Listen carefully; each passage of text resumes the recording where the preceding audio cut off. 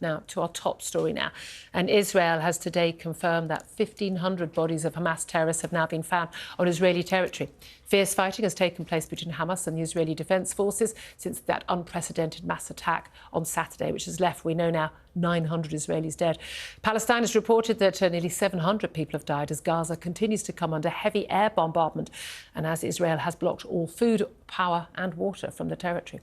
Hamas, meanwhile, has threatened to execute one captured Israeli citizen every single time that Israel bombs civilians in Gaza without warning.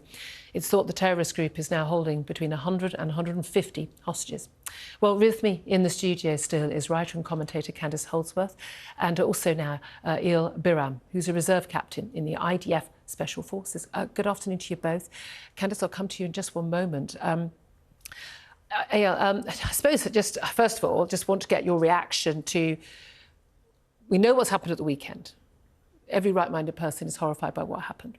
In terms of the decision by the Israeli Prime Minister, Benjamin Netanyahu, to hold siege to Gaza, to cut off water, power, food, to talk about we are at war, we are going to basically obliterate Hamas.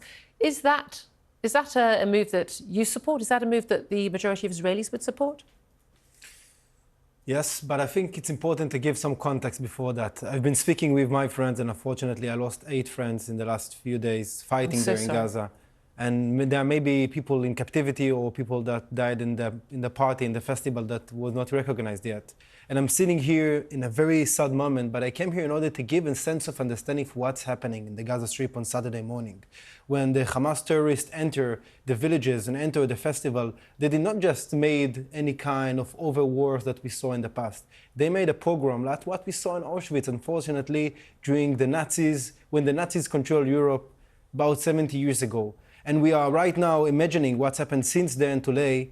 We are not facing a regular war. This is, unfortunately, an understanding that if Israel will not act fast and will not act very aggressively, like the war did against ISIS, we will see enormous against of attacks. And Netanyahu has very clearly, and in a speech he just chose to make in English, obviously it was clearly meant for the wider world, for the Western world, for his allies. He has likened Hamas to ISIS and likened the response to our response to Islamic State. Is that the appropriate response?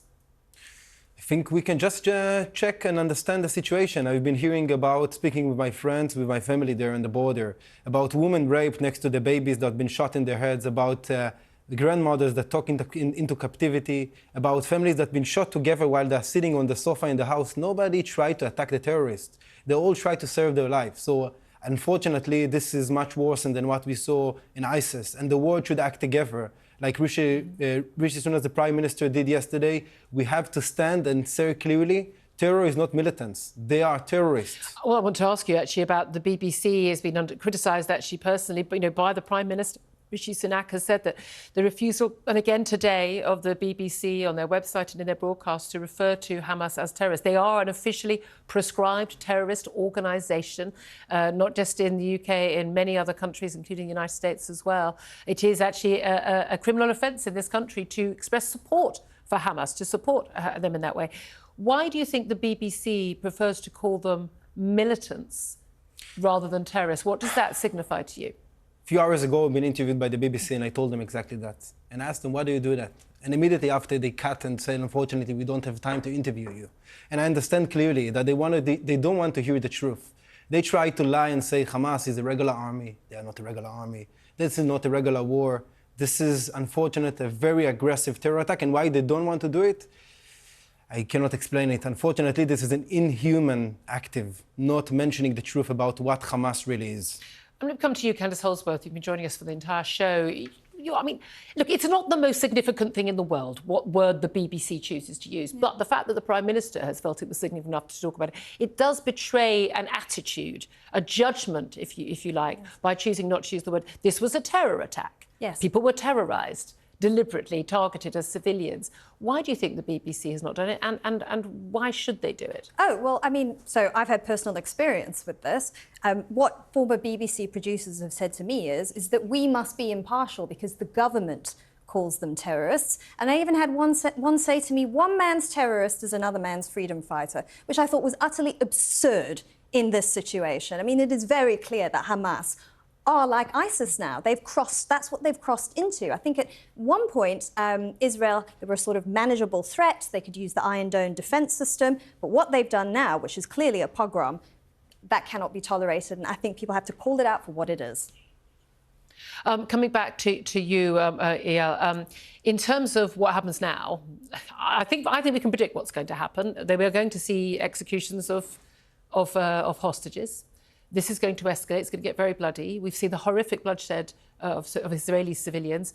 We're already seeing the bloodshed of innocent people in Gaza who have nothing to do with this. So I know people say Hamas were elected by the people of Gaza. In 2006, there was an election. Now, polls have surveys suggested they still support Hamas, but not everybody does. And even if they do, have they been brainwashed? Do they feel there's any other choice? There's no good outcome for the people of Gaza at this current time. And a lot of people will have a lot of sympathy for those innocents. Here's my question. I can understand the urge to take out Hamas. I can understand the urge for revenge. The need for Israel to make it clear this will not stand. But how does what they're going to be doing and already doing to Gaza, the urge to sort of starve out the kidnappers and the terrorists, how do they think that's going to solve anything? Do we think they're going to give up their arms? No one thinks that. First of all, important to say the Israelis have very sympathy, like I have also for the Palestinians. I think we have nothing against them. And people that try to compare Hamas to be the Palestinian representative, they are making a mistake.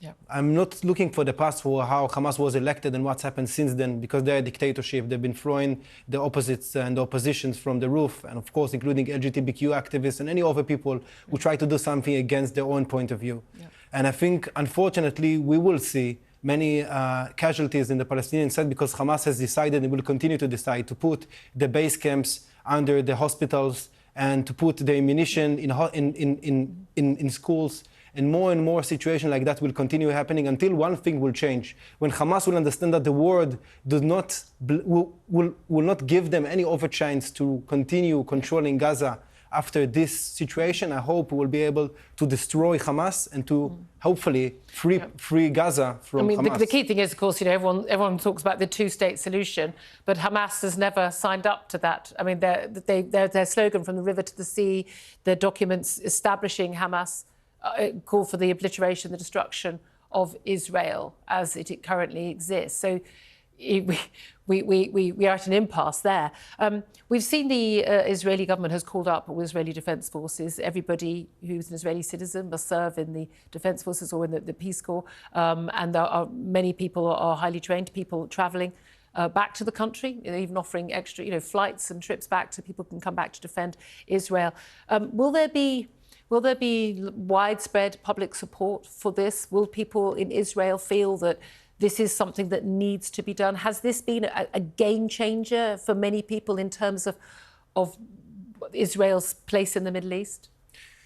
Absolutely. I think it's important to put it into two contexts. First of all, in Israel, there was a lot of protest against the current government, something that I believe will change right now when a unity government will be formed hopefully the next day.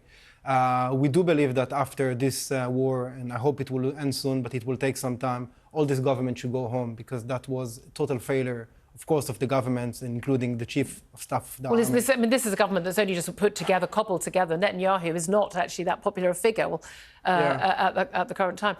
But just important to mention that I think the reason why the attack was right now is not because the Israeli government was weak.